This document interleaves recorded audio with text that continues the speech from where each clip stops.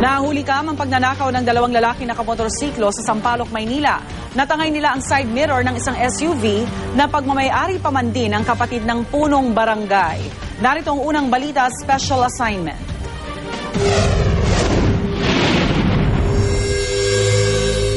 Tila hindi nagpadala sa buhos ng ulan ang riding in tandem na ito sa pagnanakaw ng side mirror sa Sampaloc, Maynila bandang alas 5 ng umaga.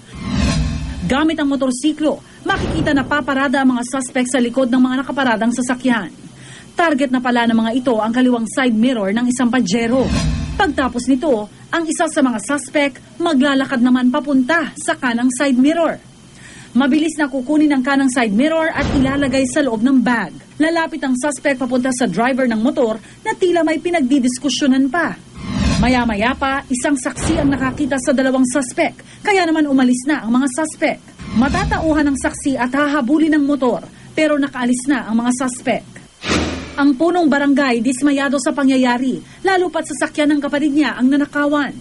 Mismong sa kapatid ko pa yung nakuna ng CCTV, pero wala akong nagawa para matugis yung kriminal.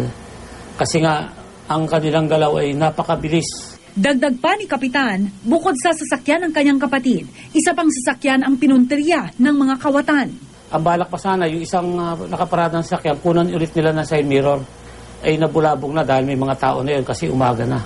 Dahil sa pangyayari, kasama ang pulisya, mas sinigpitan ng seguridad sa Barangay 398 lalo pat talamak daw ang riding in tandem sa kanilang lugar. Kung ano yung pagkakataon na binibigay na pwede silang kumita, ay yun po ang gagawin nila. Hindi lang po yung pagkuha ng side mirror. Pwede rin ho silang mang-hold up, o di kaya pwede rin silang mang-snatch sa pamamagitan ng motor.